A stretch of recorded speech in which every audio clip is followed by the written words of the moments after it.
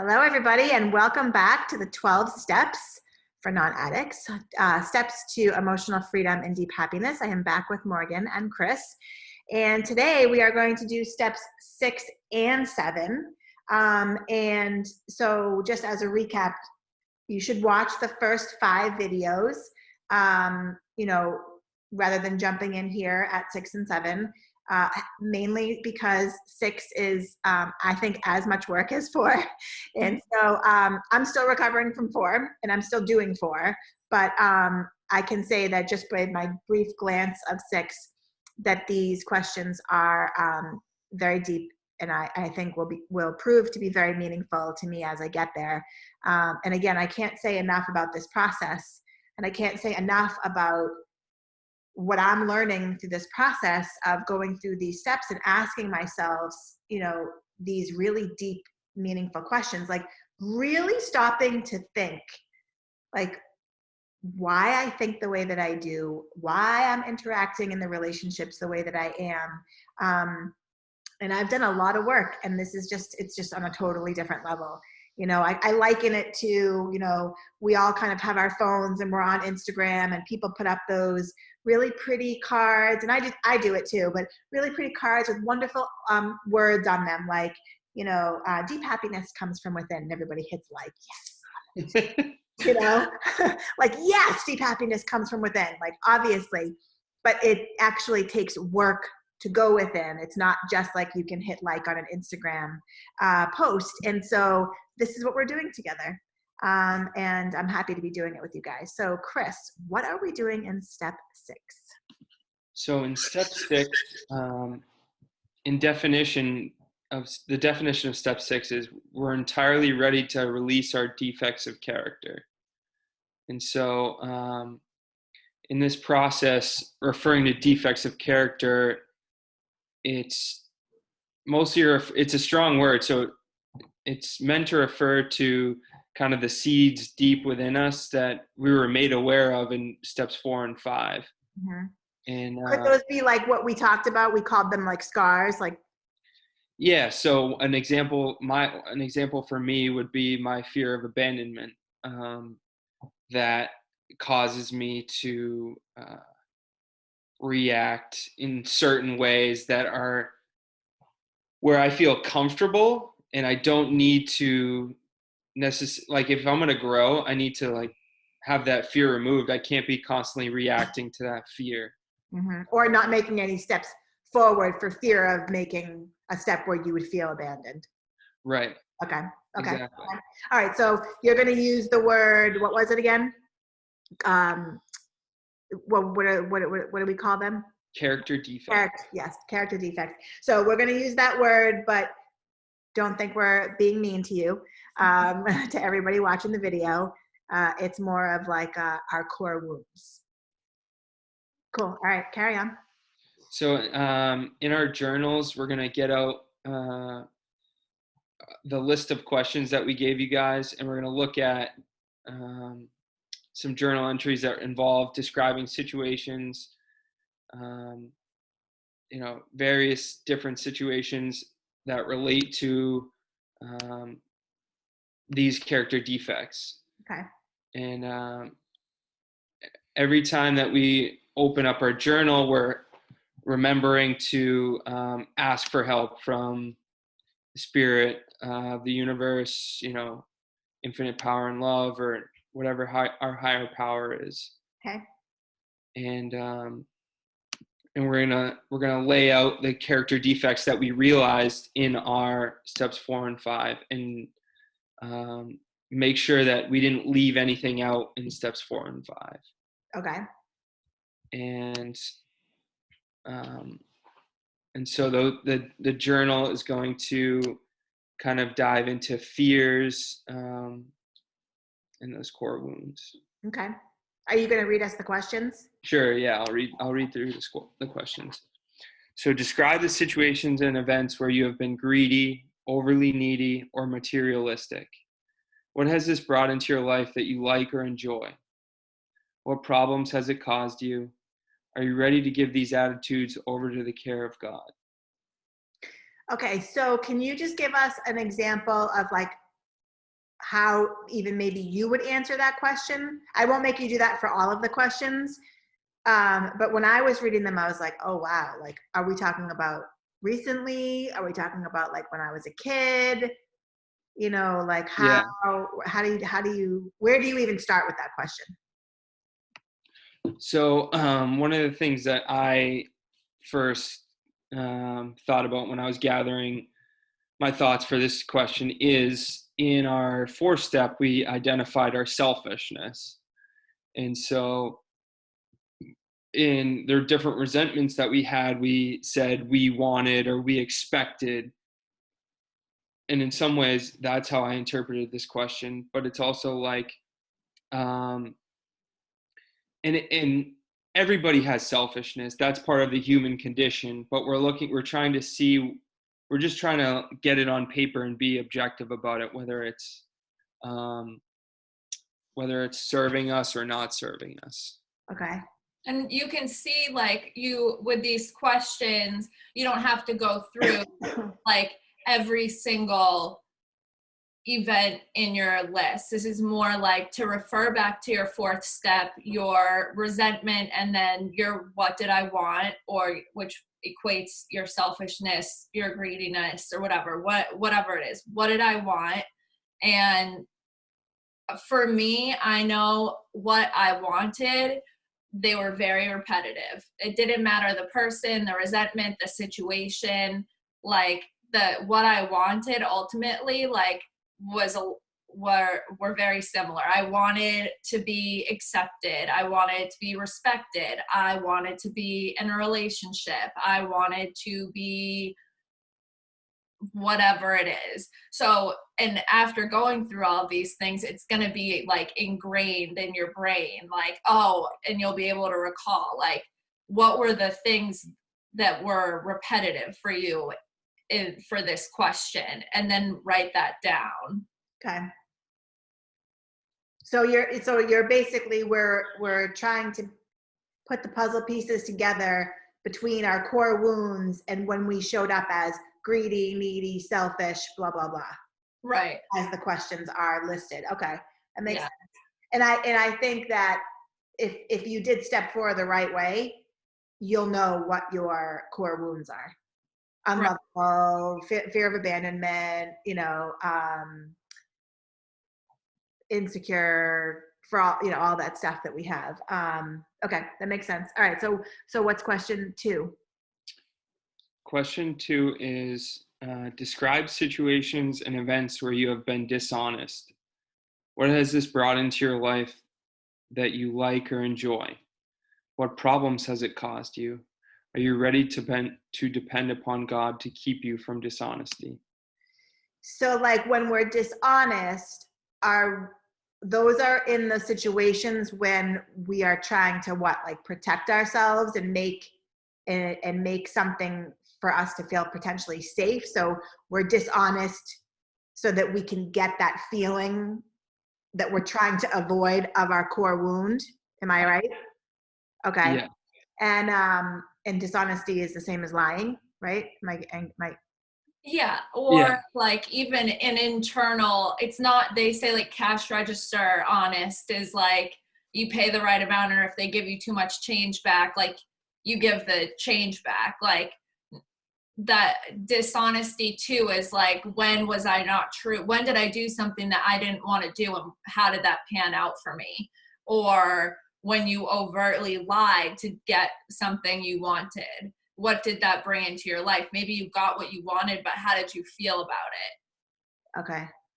And are you ready now or willing to give that like dishonesty over to your higher power so you can live a true life, true to yourself, and like out in the world being honest? So when you say give it up to the higher power, like, are we asking for forgiveness? Not necessarily forgiveness. This is just about like when I'm tempted to tell a white lie or to embellish to get something I want, Like I pause and I say, God, please remove this from me and help me live like a truthful person. Give me the courage to tell the truth. Okay. So the second part of the question where it says like, what did you get out of it? Right? Yeah. That's the part that instinctually we're doing. I think I said this earlier, but instinctually doing to keep us feeling lovable, keep us feeling safe, keep us all that, right? And this is to try to undo those patterns.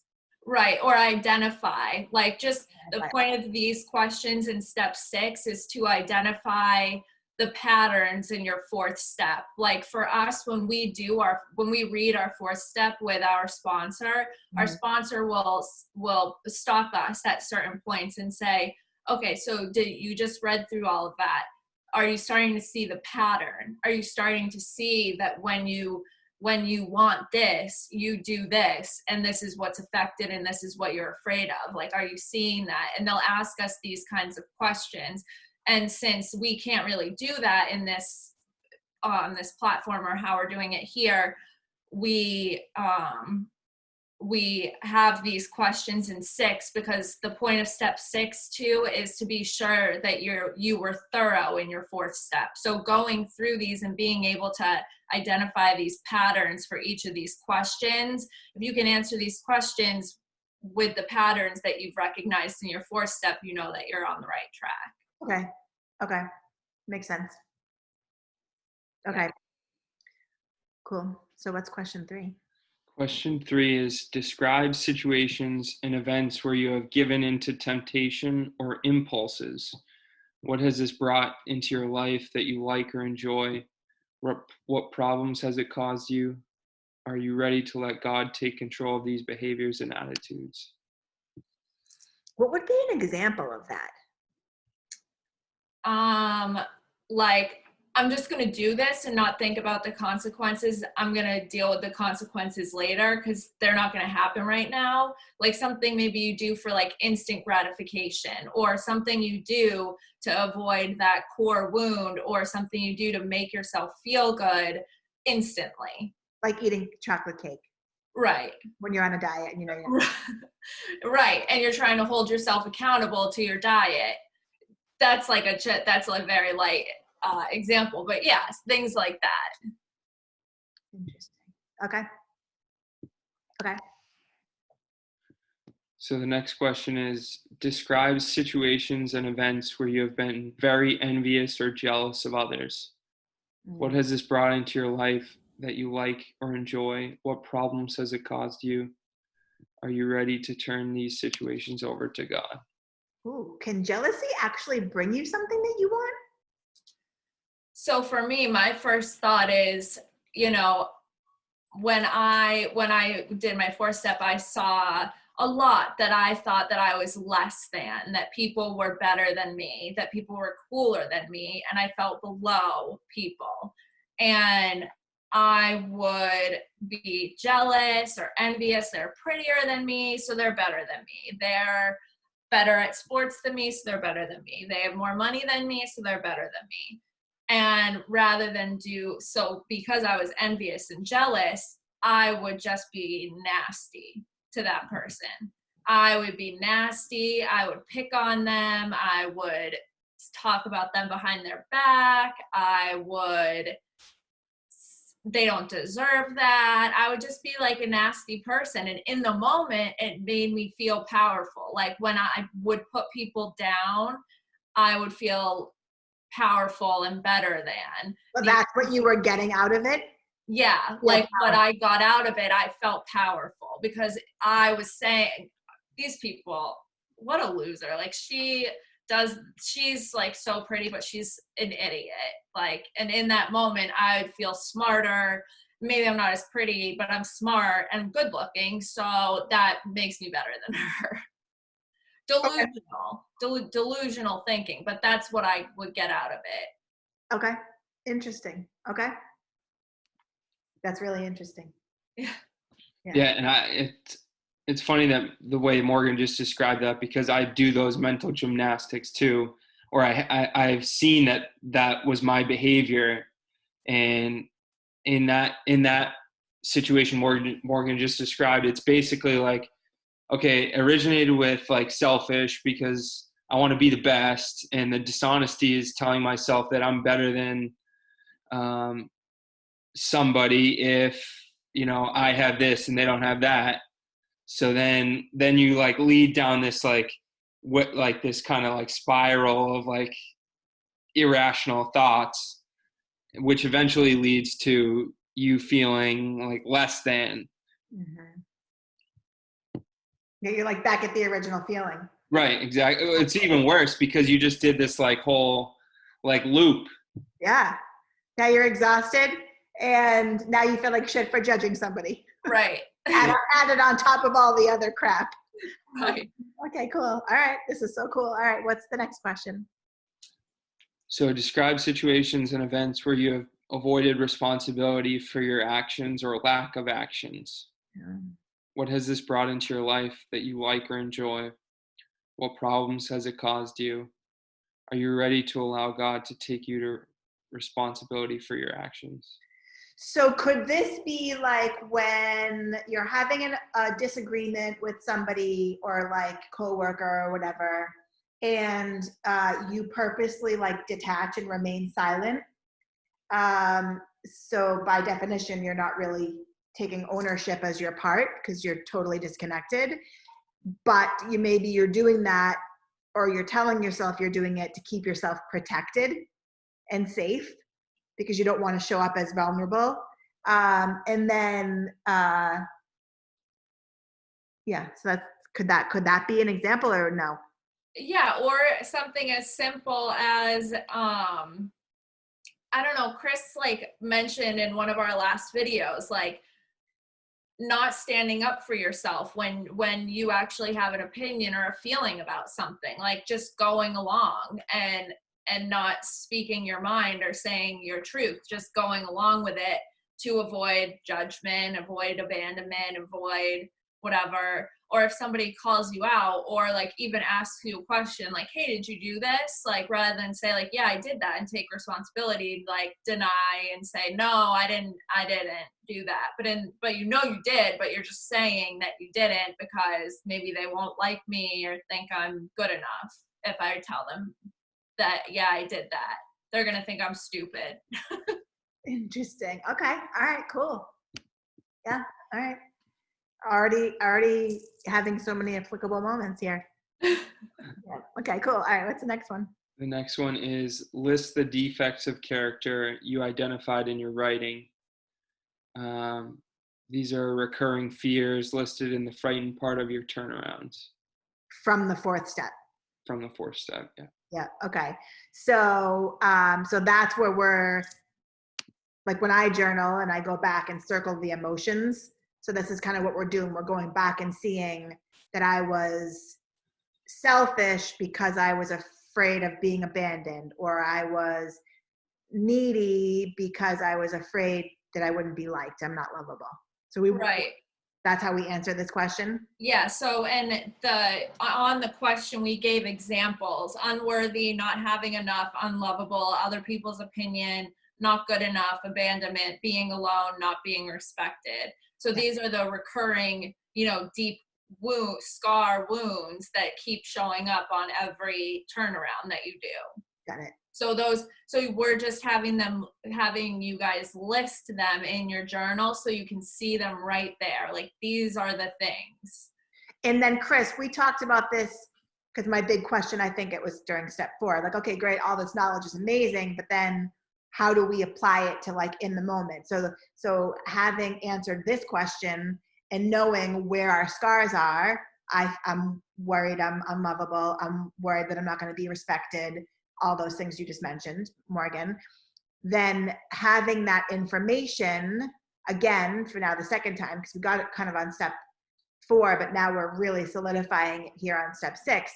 That's when we know it right here. And so then when our situations arise and we're feeling the feelings, we ask ourselves the question, where is it hitting me? Yeah. Right. Okay. And then we ask for the pause. And if we have to pray, we pray, but we ask for a pause. and so that we're not reacting in the situation, and we know, like, it basically not to take it personally for agreements, right? Yeah. Yeah. And in the moment where, you know, eventually what will happen is the more we look at these kind of defects, we'll intuitively know when they're coming up.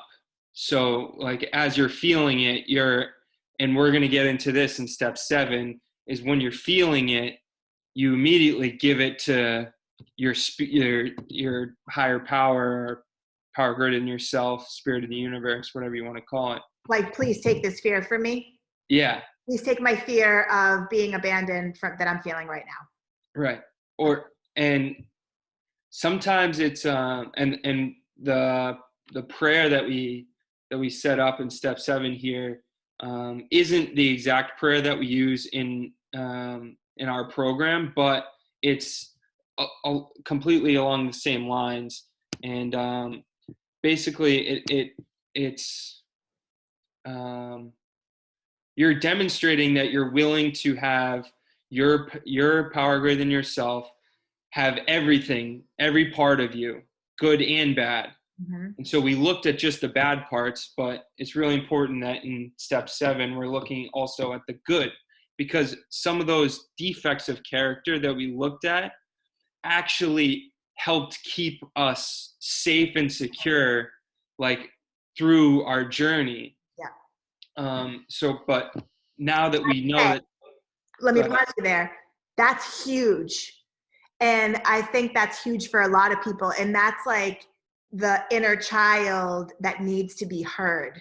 So the reason that we are protecting ourselves, and so that we don't feel these feelings, right, as adults, is because we experienced some sort of trauma when we were younger.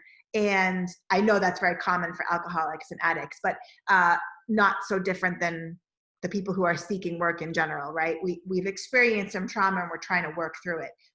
And what I have found over the years is you can ignore your emotions for only so long in life. They're coming back. And for me, for you guys, it came back in the form of addiction. For me, it came back in the form of chronic pain. And so I know that, you know, it's like if you did like the pyramid, like we're little, we have these emotions and their emotions, and hey, like, do you want to, hi, you want to hear me? Hi, I have something to say. And we're like, no. And then we get to the point where literally the volcano just erupts.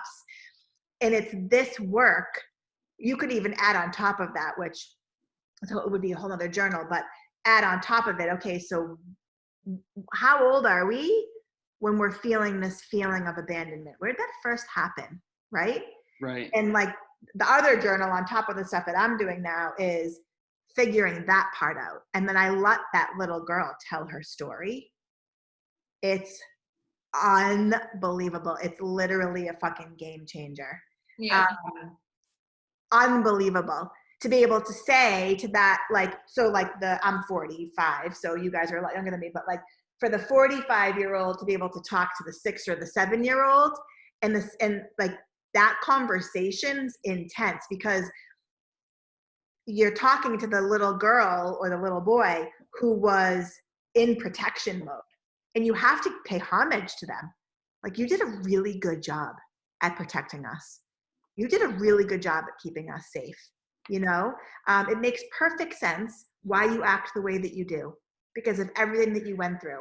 And then you got to let them tell their story. You know, it's in addition to this work, like I'm telling you guys, life-changing. Yeah. Like this, I believe it. But just alone, what we're doing together is life-changing. You know, but that's it's pretty cool. And so this is going to sound like a dumb question, so don't laugh. So you're in the moment and you do the prayer. Like, and again, don't laugh. How long are we doing this before we don't have to pray all day long? Do you know what I'm asking? Well, we'll get more in depth in step 7, because that kind of that's a huge part of step 7. But as you move through these steps, things that got you really deep and that you had a fire back reaction, like they don't get you the same way. And your knee-jerk reaction becomes less and less. Not to say, I mean, my knee-jerk reaction comes out, but it's at like on the same thing, but like deeper, and it's hit from a different angle. But the things that right now that have been causing the knee-jerk reaction for years and years, you'll see that like you just instinctively pause. And I remember there's been numerous occasions that you and I have been talking about things that have been going on in my life. And you have said to me, I just remember an example a couple of years ago, and I was like, you know, this person's doing this and it's really aggravating me, but there's, you know what, I can't say anything about it. It's not mine to deal with. It's not my life. It's just annoying to watch. And you were like, I don't know how you're not saying something. I don't know how you're not calling them out. I don't know how you're not just calling them up and telling them X, Y, and Z, which was all the points that I was upset about. But I was like, because it doesn't matter. Like, that's their stuff. Ultimately, it doesn't affect me. Like, who's that? Like, but that was my instinctual reaction, and it wasn't avoidance. It wasn't putting my head in the sand. I just had this knowledge and this feeling that, like, I don't need to insert myself in that. I don't need to say something. But then did you still carry that initial annoyance with you? Like, how do you apply these steps and this knowledge to bring you full circle to having the emotion, experiencing the emotion, and then the release, you know? I let myself feel upset about it. I let myself be mad because I was. And then I looked at it like the person, the resentment, what do I want? Like, and went right down to it. And I can do that in my mind now, and I can do it really quickly. And most of the time I can identify what is being triggered inside of me. One of those core things that's being like kicked at that moment. Okay. Yep. Yeah. So basically the work becomes instinctual, and eventually you get to the point where you're almost catching yourself. Yeah. Yeah. Okay. Okay. And it's all staying in here. It's not out in the world yet. Right. Right. You're catching yourself in your thought, and then kind of like figuring it out in your own mind before you say something, before it's outside of yourself. Fascinating. Okay. Right. And another to that point too is someone gave me some good advice early on. She said, don't say something or do something that you're going to have to go back and apologize for later, because that's going to suck a lot more than keeping your mouth shut right now. And I was like, no. And that kind of made me pause, because then I was able to kind of like think about it and kind of do the little turnaround in my head, or like think about like, is this really worthy of like this major reaction from me or no? Right. Yeah. You're acknowledging that somebody's pushing your buttons, but you're also owning the button. Right. Mm-hmm. Okay. Okay. And for me, it's kind of like the opposite situation. More times than not, I remain quiet when I should have spoke up, like stood up for myself, or been assertive of my kind of stance on things. And most of the time, my defense mechanism is to just be quiet and not say anything, which that's kind of what you were describing earlier. Yeah. By the way, I knew I could sense that of you, like right when we first met. And it's interesting because you put people like me and you together in a room. I don't know if you remember this, but the night we first met, I didn't shut up. Because when people are quiet around me, I'm like, oh my God, I've offended them. I did something bad. I don't even know. And then I can't stop talking because I'm trying to like make it right the whole time. You know what I mean? Yeah. And I knew that of myself, and I was like, well, fuck it. Hopefully he'll still be friends with me later. You know, but it's so interesting how when we can at least take the time to stop and reflect, it does all kind of make sense. Like why we do the things that we do, you know? Okay. Do we have any more questions in step 6? So the final is just the conclusion.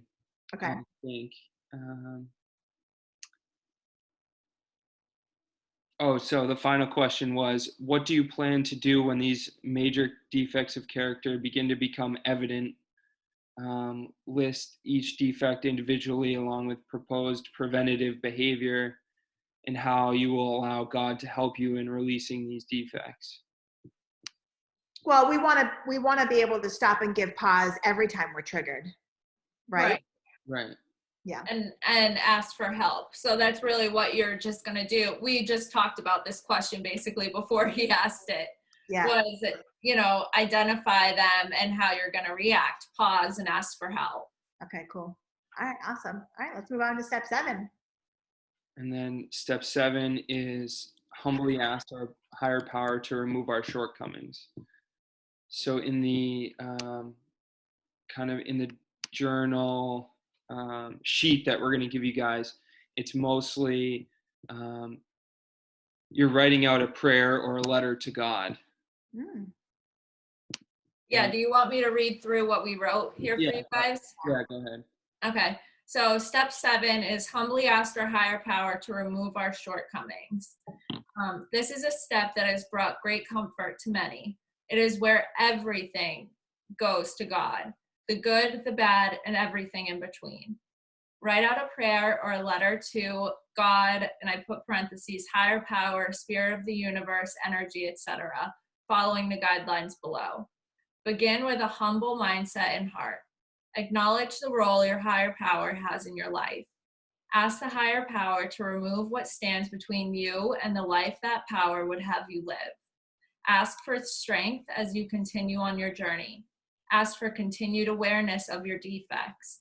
Ask that when they come up, you have the willingness to turn toward the light of your higher power. There are prayers from other practices or religions that convey this message that you are welcome to use, whatever feels right to you in your heart. Once you have your prayer or letter, go to a quiet place.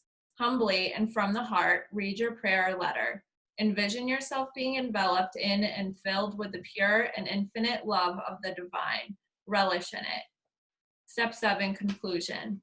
In your journal, write how you feel after this exercise. Write your prayer and letter on a piece of paper and put it in a place where you will see it daily. Oh, I was wondering what you were gonna do with it. Okay. Interesting. Yeah. So in this is the release. Like everything I have, everything about me, good and the bad, I'm giving it to you. I'm giving it to you. And I know that you love me and you are walking with me and you are here with me. And let me be the person that you put me here to be. Okay. Is the essence of the prayer. For me, this every day? What? Do you read it every day? I did for a long time. I was actually, when I was doing this, I was finding a thing that I could print out and put it on my mirror, because this, of all the steps, was the most powerful step for me. After I get like choked up every time I talk about it, because all that shame the number one feeling I remember carrying throughout my entire life was shame and fear. But I remember doing the prayer in my room on my knees and just feeling this lightness and like that I was being comforted and I was in the care of the divine. And I was just crying and I was like, oh my God, this is what it's all about. And like I'm made new in this moment. Like going forward, like this is a new beginning. And so like this is kind of a big turning point in the steps for people, because this is where all that stuff, you're just taking it and you're just giving it to God. You're like energetically cleansed. Yeah. Interesting. Yeah. In like the best way, because you also have this deep knowledge about yourself and this empowerment that like I have the power in me with God to change my life and like live my life. Yeah, we need to make like 12-step sage spray. Yeah. Because that would be so cool to like do this, like, you know, and do like a whole ritual to like just literally give it all back. I mean, the prayer is enough, but yeah, this is cool. Or like one of the things I thought too was like write your defects, and maybe we could do this at the beach this summer. Get those white lanterns and write our defects on strips of paper and put them in the lanterns and then light them up and let them fly away. I love that. That's what I thought you were going to say. I thought you were going to have us write a letter, like, you know, with all these defects and then burn it. Right. Well, there's different things, but I think to have the letter too is a good reminder. Yeah, totally. Yeah. Wow, that's cool. Awesome. All right, cool. Any parting words from either of you on steps 6 and 7? Just keep going. This is, to me, this is the best part. Yeah. I don't know what's coming next, but I do know that steps 4 and step 6 and 7 so far have been my favorite. Yeah. You know, they're like, I feel like where all the juicy meat is and where all the information is that really helps us to understand who we are and why the heck we do what we do. Right. And think what we think. I mean, I will say in conclusion, like, this has given me pause on 2 really important aspects of my life. And I'm taking a very long pause because I'm not sure how to handle it because I haven't quite totally figured out like the new me of thinking. I know how the old me would handle it, but I haven't quite attached to the new way of thinking yet. And so I'm not going to react yet. Right. You know, I'm going to just give it. So it's been a long pause, but I think that the pause is better than the reaction, the old reaction, right. You know? So, yeah, this is pretty cool. Awesome. All right. Well, we are going to sign off on 6 and 7. So thanks, everybody. Okay. Oops, wrong one. Wrong button. Sorry, guys. Okay.